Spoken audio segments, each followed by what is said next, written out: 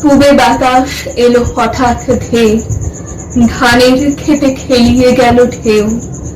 আলির ধারে দাঁড়িয়েছিলাম একা, মাঠের মাঝে আর ছিল না কেউ।